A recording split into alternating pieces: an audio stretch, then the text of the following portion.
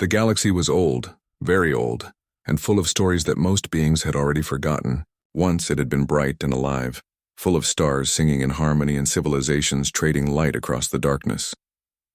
But now everything had begun to slow down. Stars burned weaker, space grew colder, and whole planets drifted quietly, waiting for something they couldn't name. It was like the entire universe was holding its breath. In a far corner of one small spiral arm, there was a blue planet called Earth. Long ago, it had been the home of humans, a species that had survived things most others would have considered impossible. Their planet was dangerous, full of storms, volcanoes, and creatures that had teeth sharp enough to tear through bone. Humans grew strong because of it. They learned how to fight, how to build, how to dream even when everything was against them. Other species, when they met humans later, called them Deathworlders, creatures from a world so deadly that even their flowers had poisons. It wasn't meant as an insult. It was respect mixed with fear. But the humans had changed. The wars of the past, the endless fights for power, the noise of pride and destruction, all of it had burned them out. They had seen too much death and made too many mistakes. So after their final great conflict, they made a decision no one expected. They left. Not just their cities, but the stars themselves. They disappeared from the galactic stage, sealing their knowledge and technology deep under the surface of their homeworld. To the rest of the universe, it was as if humanity had gone extinct. Only whispers remained. Meanwhile, the rest of the galaxy carried on. The shining empires of alien species rose to power. They built vast networks, shared knowledge, and fought wars of their own. Yet, as centuries passed, strange things began to happen. Stars started to die earlier than they should have. The night skies of countless worlds began to dim. At first, scientists said it was normal, just the natural aging of the cosmos. But soon the truth became clear. The universe itself was decaying. Faster than any theory had ever predicted. The signs were everywhere. The great black holes at the centers of galaxies, once the anchors of creation, began to shrink. Energy faded from the void. The cosmic background radiation, the soft whisper of the Big Bang that had once filled all of space, started to flicker. It was as if someone was turning off the lights of existence one by one. In the great observatories of Andromeda, the oldest and wisest astronomers gathered in silence. Their eyes, ancient and clouded, reflected the dying light of their stars. They ran their simulations again and again, hoping the results were wrong. But they weren't. The universe was collapsing in on itself, not in billions of years but in mere thousands. The panic spread fast. Whole civilizations began to fall apart under the weight of the truth. Temples filled with prayers. Research centers filled with desperate scientists working day and night. For the first time in cosmic history, every species agreed on something. They were doomed. Still, a small group refused to give up. The Galactic Council, a coalition of hundreds of intelligent species, sent out a message. It was not a command or a demand. It was a plea, a cry that reached into every corner of the dying cosmos. The message was simple. To those who can bear it, save us. No one knew who they were asking for help. No one thought there was anyone left who could even try. Far away, beyond the borders of the known galaxy, there was silence. The kind of silence that lasts for ages, heavy and endless. There, in the black ocean of the Kuiper Belt, old Terran relay stations floated, forgotten and half-frozen. They had once been part of humanity's great network, communication hubs that carried messages between stars. Now they were just relics, drifting through darkness. Until one day the signal arrived. The plea for salvation reached one of the old stations, its sensors so ancient they almost failed to react. The transmission repeated over and over until finally a flicker of life stirred inside the machine. Systems powered up, lights blinked on, and data flowed for the first time in centuries. The message was recorded and sent deep into the archives buried beneath the dead planet Earth. Below the cracked surface of that long-forgotten world, hidden machines began to awaken. Entire vaults lit up like sleeping giants opening their eyes. Artificial intelligences, once designed to protect humanity's legacy, started scanning the stars again. They detected the fading energy patterns, the dying galaxies, the echo of the plea. Their calculations were cold and precise, yet something like sadness filled their circuits. Humanity's caretakers, descendants of the original Deathworlders, still lived beneath the Earth and inside hollowed moons. They had become quiet observers of the universe, watching as the rest of creation bloomed and faded. They had promised never to interfere again, believing their time had passed. But when they saw what was happening, when they realized that even the laws of physics were failing, something ancient stirred in them, a memory of who they once were. Humans had always been stubborn. They had always refused to accept endings. From the first fire they lit in caves to the first ship they sent into the stars, they had fought against the impossible. Now faced with the death of the universe itself, they felt that old defiance rise again. There were still a few among them who remembered the words carved into the oldest stone monuments. We endure. That was the heart of their kind.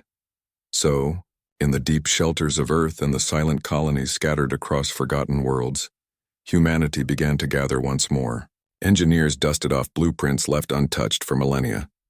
Scientists reopened files sealed since the last great age of expansion. The hum of power returned to old reactors, and ships that had slept for thousands of years flickered with light again. The first transmissions between human outposts were short, cautious, and full of static. Then, as more systems reconnected, the network came alive. The humans had always been dreamers, but this time, their dream was no longer about conquest or discovery. It was about saving everything, every star, every world, every being that had ever looked up at the night sky. Still, there was a heavy silence among them. The task was too big, too impossible. Even they didn't know if it could be done. But deep inside, they also knew something else. If anyone was going to try, it had to be them. They had come from a world where everything tried to kill them, and yet they had thrived. They had faced extinction and refused to die. As the first new satellites launched into orbit, the sky above Earth glowed faintly blue once again. The stars looked down as if waiting. Humanity stood beneath them, quiet and determined. The universe had pleaded for salvation, and though they had no plan yet, they already knew their answer. It was the beginning of something vast, something beyond even their old legends. Across the dying galaxies, sensors picked up faint signals, human signals, reawakening after ages of silence. In every corner of the cosmos, the survivors of other species turned their eyes toward the direction of the death world and whispered in disbelief. The humans were stirring again. The universe itself seemed to pause, as if it too remembered who these strange creatures were, the ones who had always defied fate, who had turned catastrophe into survival, who had made miracles from dust. And in that vast, fading silence, one thought spread like a spark across the dying galaxies. If the Deathworlders were returning, then perhaps all was not yet lost. The message that would change everything started as nothing more than a whisper, a pulse of light moving through the endless dark. It carried no army, no weapon, no command, just a single line of code repeated again and again across the stars, a plea for help. The Galactic Council had sent it out knowing it might never be answered, like a message in a bottle thrown into a dying ocean. They had done it anyway because the universe was collapsing, and they had nothing left to lose.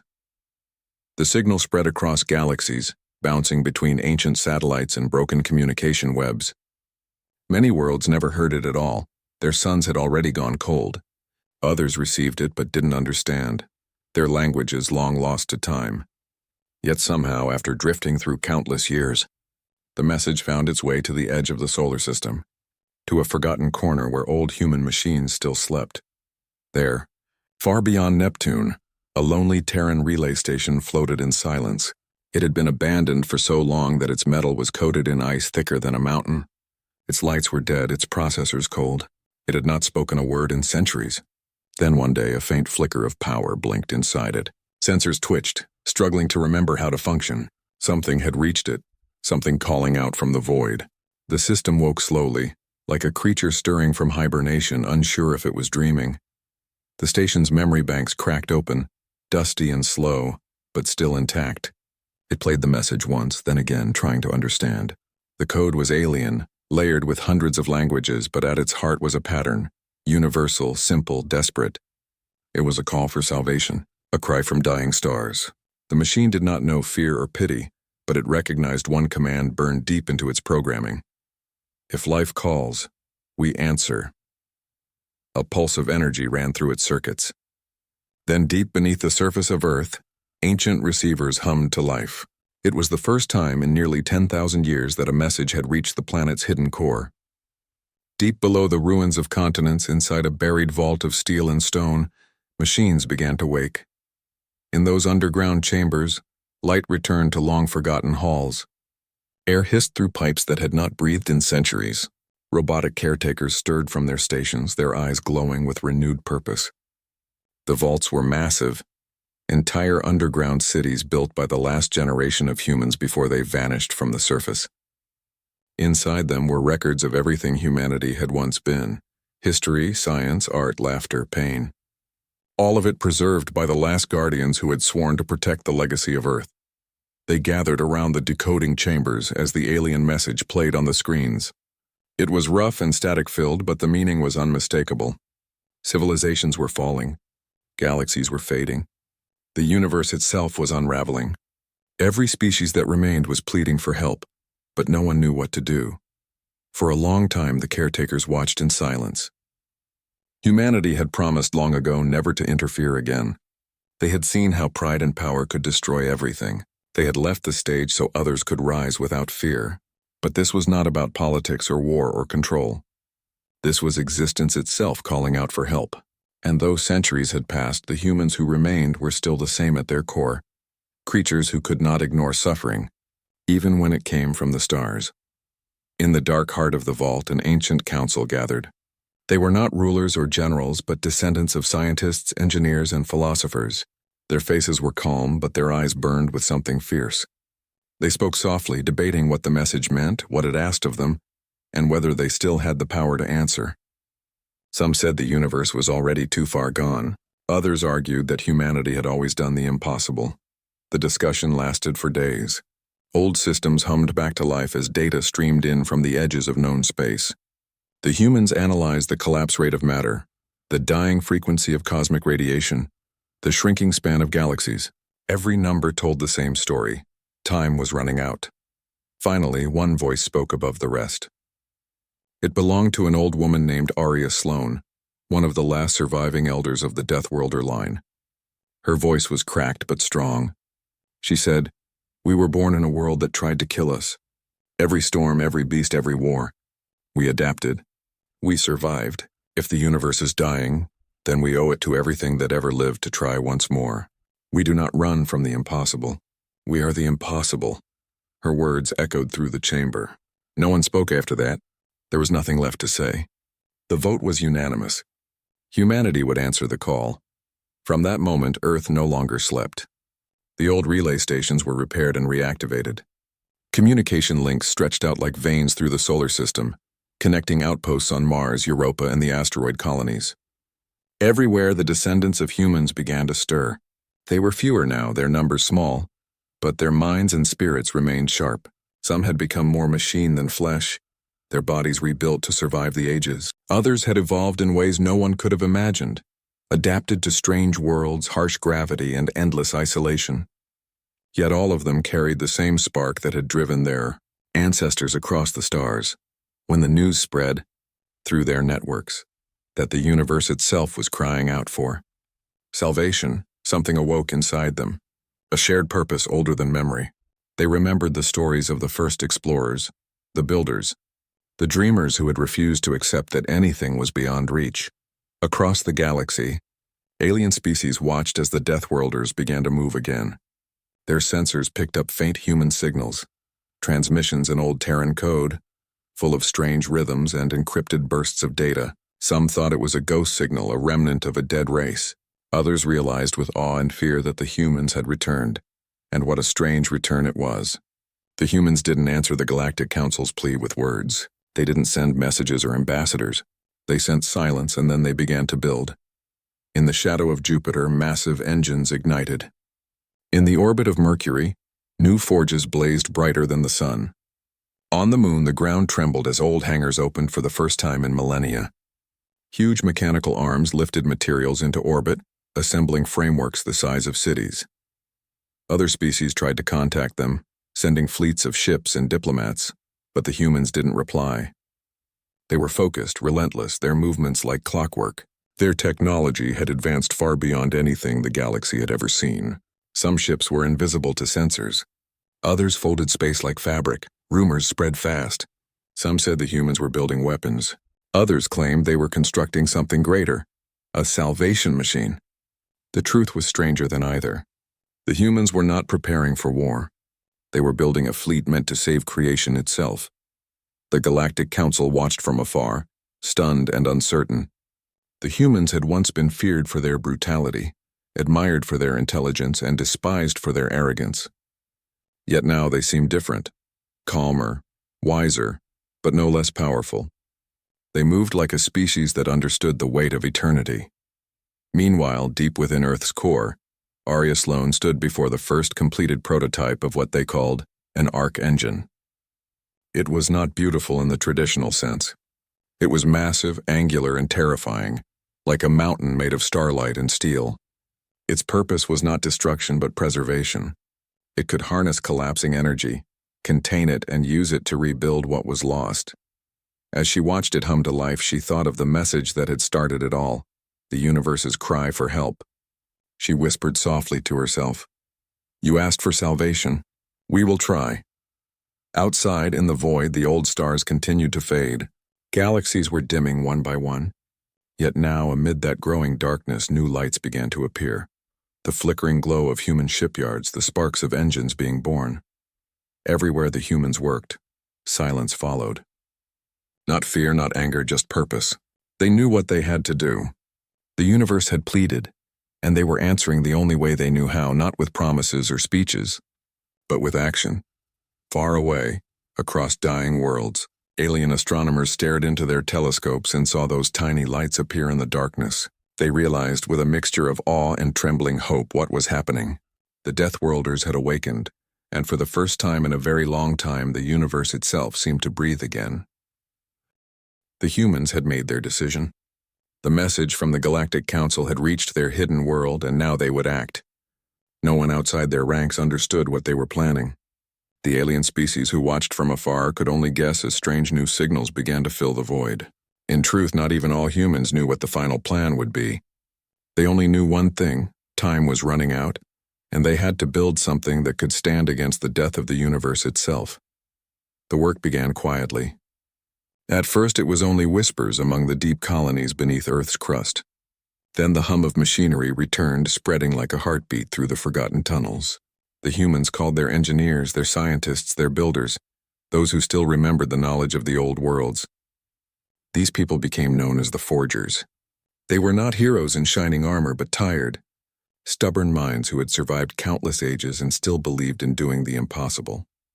On the dark side of the moon, massive construction domes opened after thousands of years. Inside them, old machines the size of mountains began to stir. The walls trembled as drills cut through rock, melting and reshaping metal into frames for ships larger than cities. Each vessel would be a fortress of light and steel, capable of carrying the energy of a star within its heart. The humans named these ships arcs, not because they were meant for escape, but because they would carry creation itself. Each arc would hold the tools needed to rebuild, to ignite, to restart what was fading. They were not warships, though they looked terrifying. They were hope made solid, powered by something no other species dared to touch: artificial singularities, tiny controlled black holes that could burn forever if handled right. The process of creating one singularity was nearly impossible. A single mistake could destroy an entire moon. Hundreds of prototypes failed, exploding in silent flashes that tore holes in the lunar surface. Yet every failure taught the engineers something new. Every explosion was a lesson, and humanity had never been afraid to learn through fire. The alien worlds that still had life watched from a distance. Their leaders met in panic, unsure what the Deathworlders were doing. Many remembered the ancient wars when humanity had once fought entire empires and survived. Some feared they were building a new weapon. Others believed they were constructing a monument to their own pride. None of them guessed the truth, that humans were building a way to fight entropy itself. In the orbit of Jupiter, one of the greatest shipyards in history was born. It circled the massive gas giant like a shining ring, its interior filled with cranes, reactors, and workers. The workers were not all human anymore. Some were machine hybrids, their minds linked directly to the ship's systems. Others were pure AI, digital descendants of humanity's first artificial minds, who had chosen to stay loyal long after the flesh had faded. Together they worked as one, guided by a purpose older than memory. The scale of the project was unimaginable. Each ark was built from the cores of dead planets. Old satellites and derelict ships were melted down and reforged into armor. The humans mined asteroids until they were hollow. They pulled energy from the magnetic fields of giant planets, storing it in reactors that glowed like captured stars. Every resource they had, every bit of knowledge left from their past was poured into the fleet. Even as they built, the universe continued to collapse. Distant galaxies vanished from sight as space itself shrank. Time seemed to twist. The stars flickered in strange patterns like dying candles. Many of the humans feared they were too late.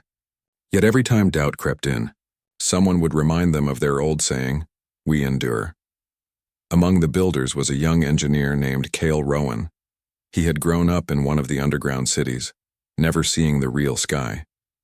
When he was assigned to the Jupiter shipyards, he stepped into open space for the first time. The endless darkness terrified him at first, but soon he found it beautiful. Every spark of light in that dark sea reminded him of a heartbeat, the last beats of a living universe. He swore he would help make sure those lights never went out. Cale worked on the first completed ark, named Sol's Promise. It was designed to carry an entire artificial sun in its core. The engine alone was a masterpiece of physics so powerful that it could bend gravity and create new matter from energy. Yet even as the ship neared completion, problems arose. The singularity core was unstable. Every simulation showed that if they tried to activate it, the entire system could implode. For weeks, the engineers argued. Some said they should stop before they destroyed everything. Others, including Cale, said they had no choice. The universe was dying. Waiting was the same as surrendering. Arya Sloane herself visited the shipyard then, her silver hair shining against the light of Jupiter's storms. She listened to every argument, every fear, then said quietly, "The universe has already begun to end. If we fail, we die. If we succeed, we give life another chance. Tell me, which failure would you rather face?" Her words silenced everyone. The work continued. Meanwhile, across human colonies, stories began to spread. People spoke of the forgers who were shaping the stars. Children born in underground shelters grew up watching holograms of the fleet being built. Songs were written about the Deathworlders who dared to rebuild creation. For the first time in thousands of years, hope became something real again. Still, not everything was perfect. Some humans disagreed with the plan. They said that trying to rebuild the universe was madness, that it was humanity's arrogance that had nearly destroyed them once before. They believed the universe had a natural end, and that fighting it was an insult to the laws of existence.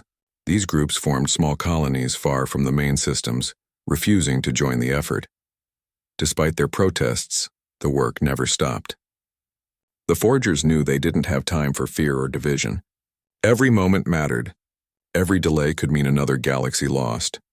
As the fleet grew, the humans realized the scale of their plan was beyond anything they had imagined. They would need thousands of ships, each capable of carrying enough energy to ignite the dead hearts of galaxies. The ships would have to travel to the most dangerous places in the cosmos, the edges of black holes, the centers of decaying stars, the deep void where physics itself was breaking apart. To make this possible, the engineers invented something new, the fold drive. It allowed ships to jump through space not by speed but by folding distance itself. The first test nearly tore the test ship in half, but when they corrected the errors, it worked. Humanity could now move across the universe faster than light. The galaxy that had once taken lifetimes to cross could now be reached in hours. Other species finally began to understand what was happening. When the first completed arc, Sol's Promise, activated its engine, the energy ripple was felt across half the Milky Way. It was like a heartbeat spreading through space. Sensors from hundreds of alien worlds recorded the event. For the first time in history, they saw a ship that could move through the fabric of reality without tearing it apart.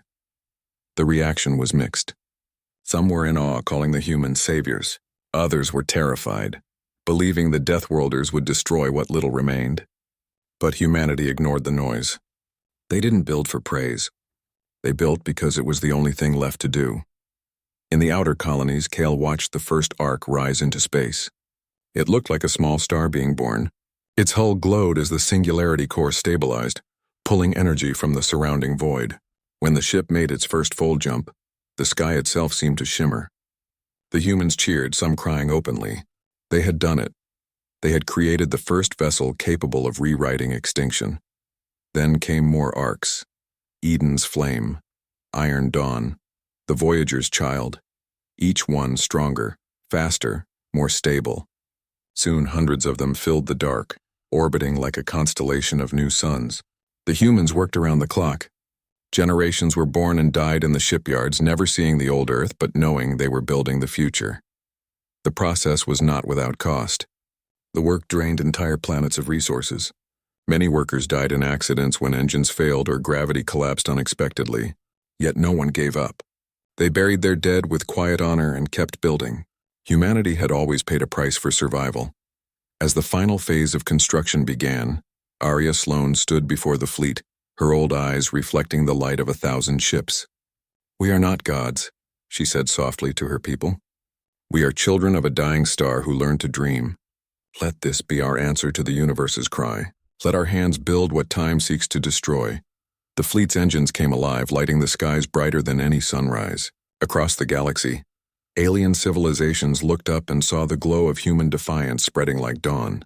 The Deathworlders had done what no one else dared to try. They had built hope with their own hands.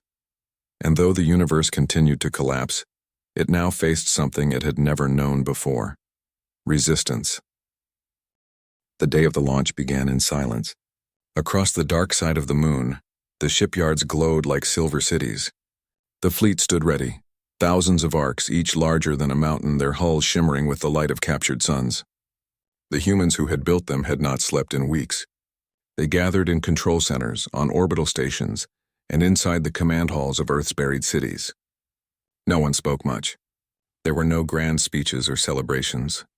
The moment was too heavy for that. This was not just another journey into space. This was humanity's final mission, to give the universe a second chance at life. Arya Sloane stood at the heart of the command bridge, surrounded by hollow displays that showed the entire fleet. Every arc reported ready. Every reactor was stable. Every ship carried within it a small piece of creation. Energy harvested from the last living stars, enough to rebuild what had already been lost. Outside, the stars were fewer now. The galaxy looked thinner, weaker, as if it were holding itself together only through memory. For centuries, humans had prepared for this. The plan was simple in words but impossible in scale. They would send the fleet into the dying parts of the universe, places where stars had collapsed and light itself was fading.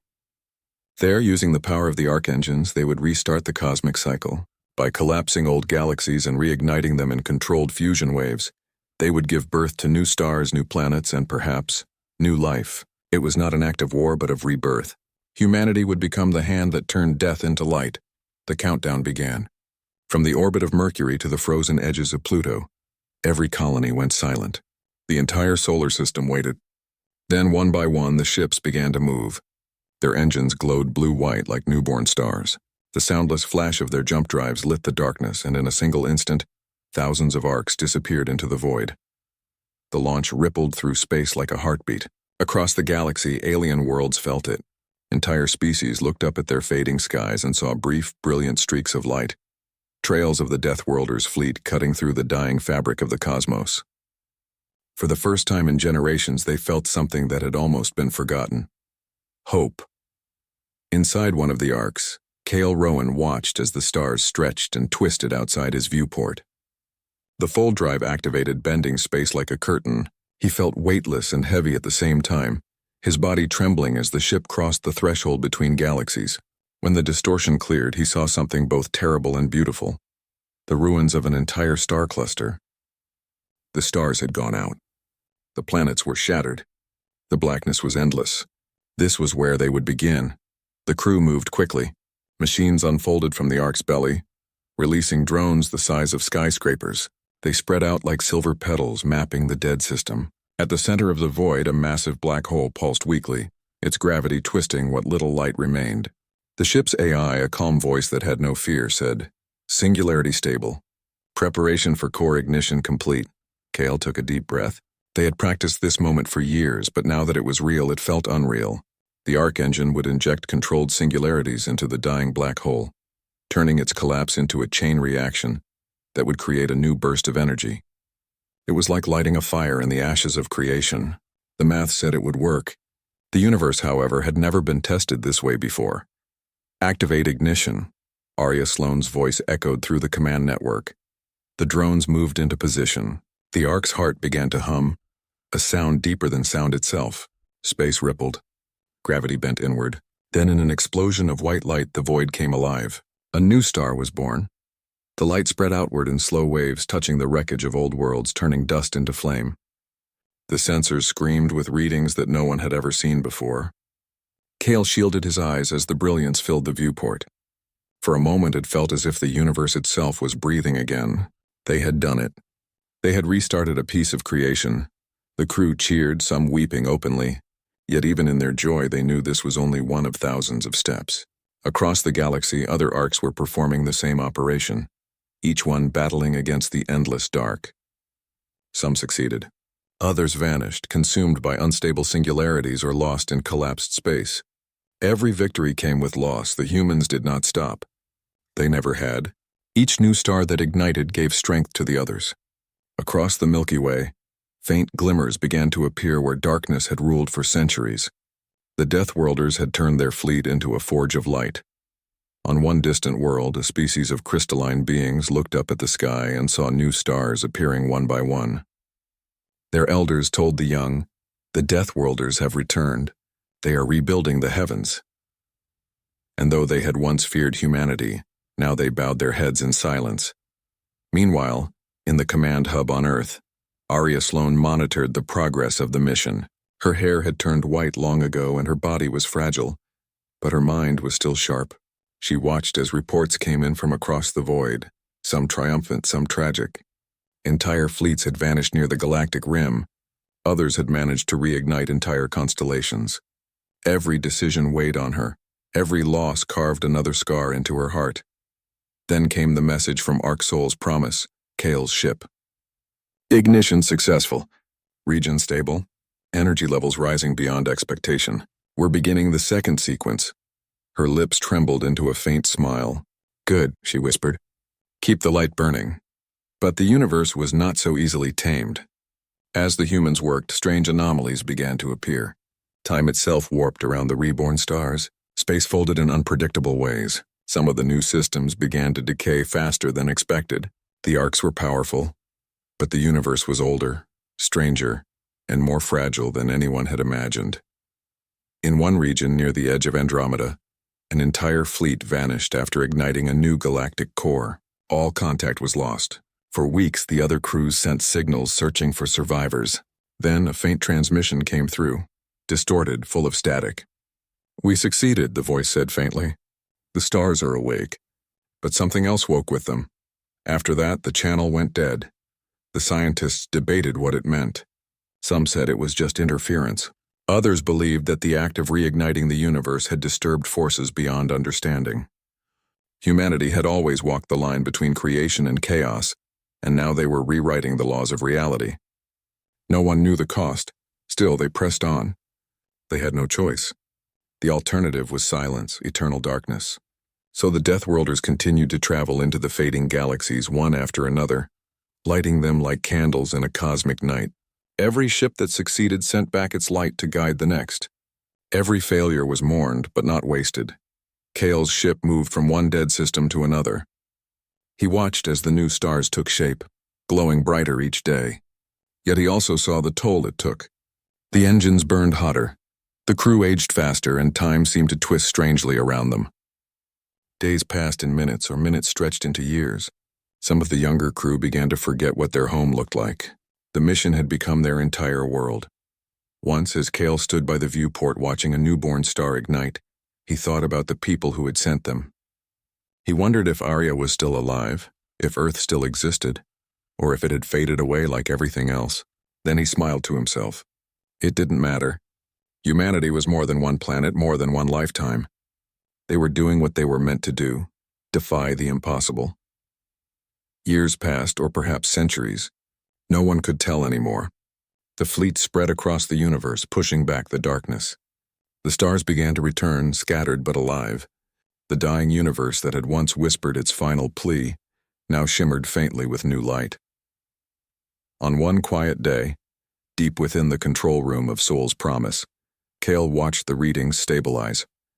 The galaxy they had reignited would live for another 10 billion years. He leaned back in his chair, exhausted but smiling. The mission was far from over, yet he felt peace. He recorded one final message for the archives. To whoever comes after us, don't let the light fade again. The universe gave us life. We gave it back. The message was sent, its signal stretching across the void. Then the ship prepared for its next jump.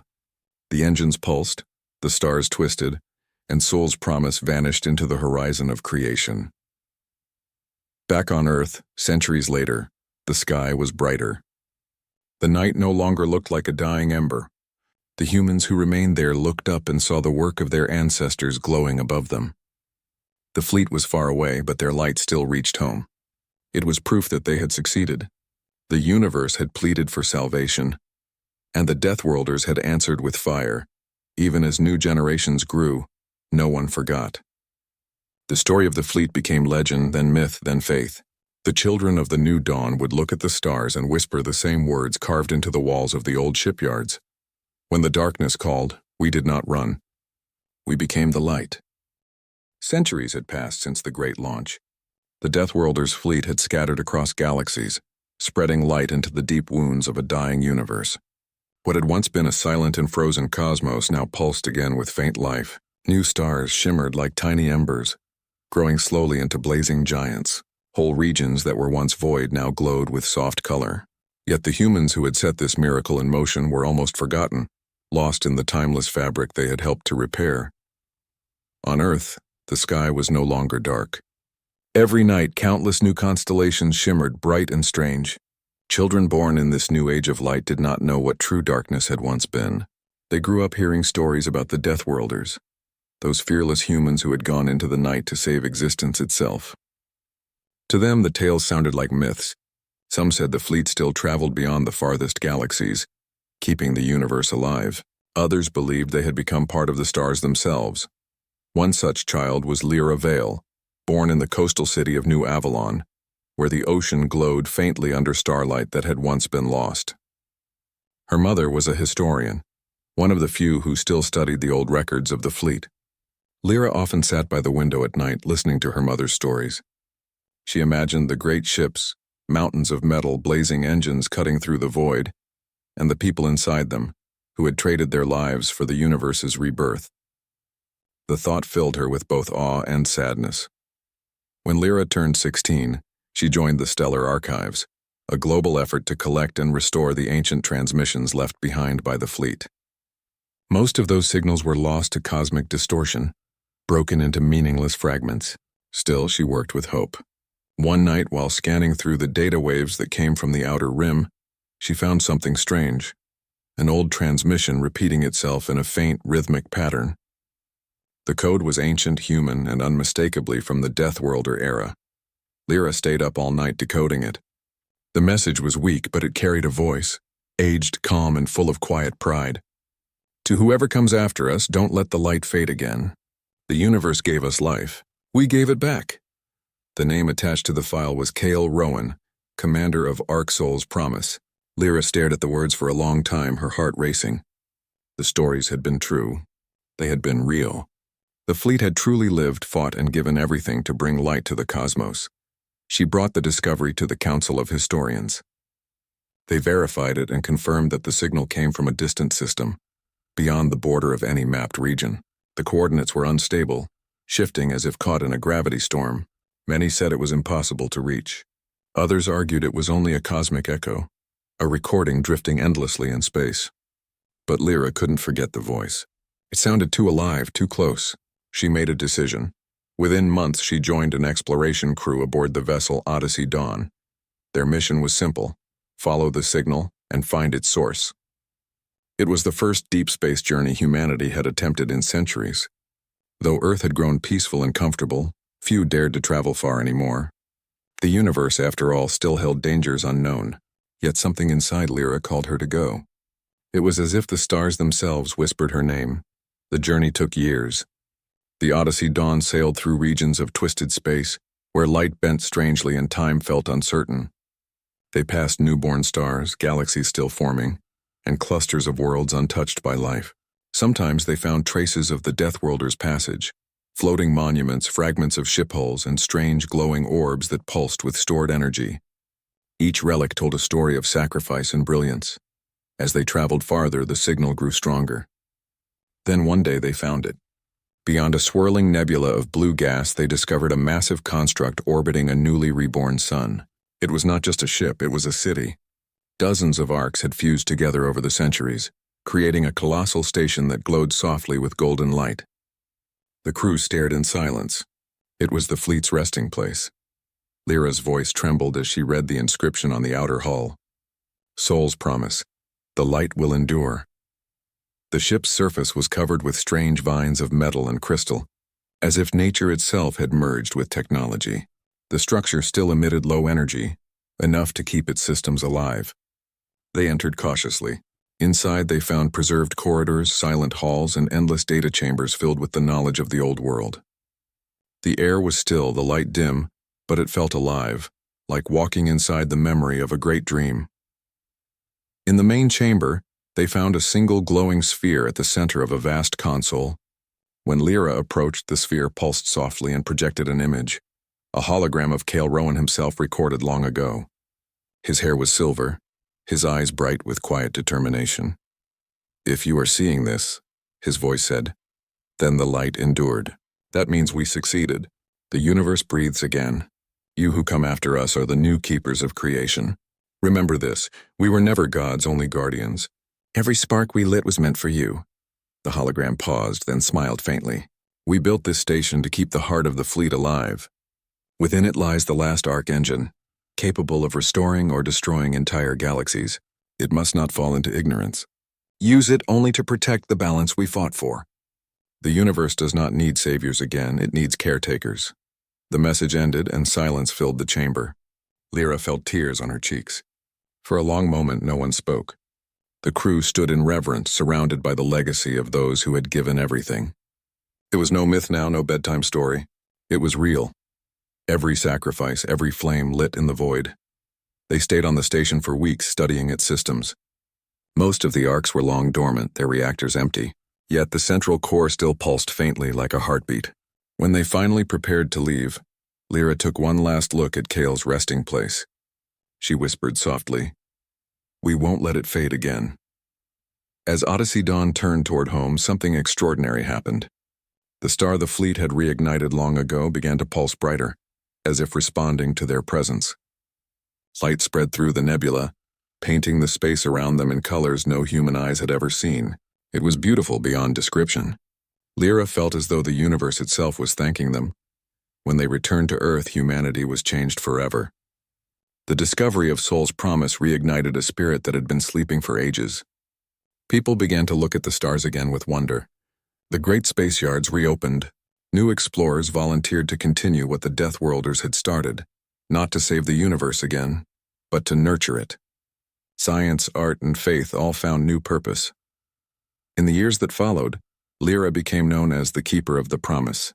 She dedicated her life to sharing the teachings of the fleet and preserving their legacy. Whenever she spoke before the new generation of explorers, she would repeat Cale's words, "We were never gods, only guardians." Decades later, as she stood once more on the shores of New Avalon, an old woman now, she looked up at the same bright sky that had inspired her as a child.